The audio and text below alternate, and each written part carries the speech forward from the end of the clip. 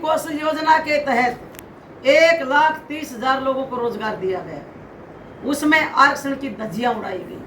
आज हरियाणा में 2 लाख वैकेंसी खाली पड़ी हैं, उसमें आरक्षण की धज्जियां उड़ाई गई हैं और ये कहते हैं कि हम आरक्षण को खत्म करेंगे। अरे जब आरक्षण को कांग्रेस बीजेपी ने लागू ही नहीं किया तो खत्म कैसे कर देंगे? पहले मैं जवाब चाहती हूँ लोगों से। इसलिए आज मैंने बुलाया आपको।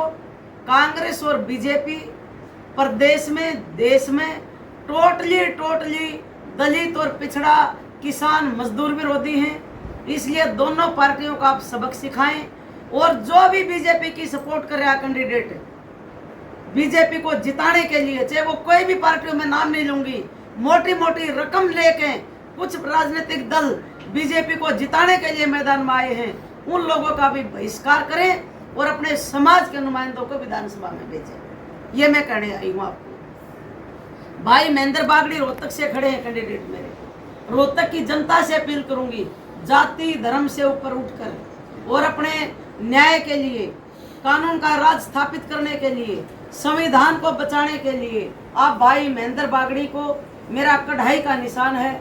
और कढ़ाई को सब लोग जानते हैं कि कढ़ाई जब खुशी होती है तो हलवा बनता है, शादी होती है तो मिठाई बनती है। गुरु महाराज ने मेरे को, बाबा साहब ने कढ़ाई का निशान दिया है और ये इतना खुशहाली का प्रतीक है। मैं पत्रकार बंधुओं से भी कहना चाहूँगी कि मेरी बात को आप जन जन तक पहुँचाएँ और जो मिशन एकता पार्टी का निशान है कढ़ाई का, उस कढ़ाई का बटन दबाकर व्यवस्था परिवर्तन की इस लड़ाई में, सामाजिक परिवर्तन की लड़ाई में किसान, मजदूर, दलित, पिछड़ा, छोटा दुकानदार, महिलाओं के सम्मान और स्वाभिमान के लिए मिशन एकता पार्टी के हाथ मजबूत करें, ताकि हम भारतीय जनता पार्टी और कांग्रेस की जो मिली भगत है, दोनों मुसेरी बहन हैं, दोनों आरएसएस से निकली हुई पार्टियां हैं और दोनों ने पूरे देश को बर्बाद कर दिया है, दोनों ने संविधान की हत्या की है, दोनों संविधान को बदलना चाहते हैं।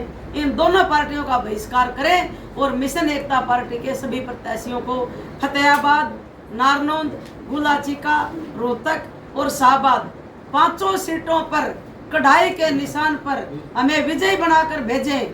मैं प्रदेश की जनता से वायदा करती हूँ, विधानसभा में 90 विधायकों में से हम 5 विधायक अगर चुनकर जाते हैं, 85 एक तरफ रहेंगे और 5 विधायक एक तरफ रहेंगे जो व्यवस्था परिवर्तन की लड़ाई लड़ेंगे। और जो अधिकार आज तक नहीं दिए इस देश में, इस प्रदेश में, वो अधिकार हम इस 5 साल में पूरे करके देंगे।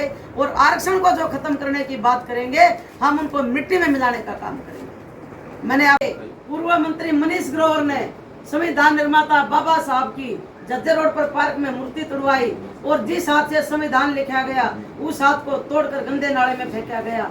ये क्या बात करते हैं बाबा साहब की? अभी अर्जुन राम मेघवाल कल भाषण दे रहे थे कि कानून मंत्री बनाया। अरे मेघवाल साहब, आपको कानून मंत्री नहीं बनाया, आपको अपने तलवों को चाटने के लिए मंत्री बनाया गया है। आप गुलाम हो और आप समाज को गुलामी की शिक्षा दे रहे हो।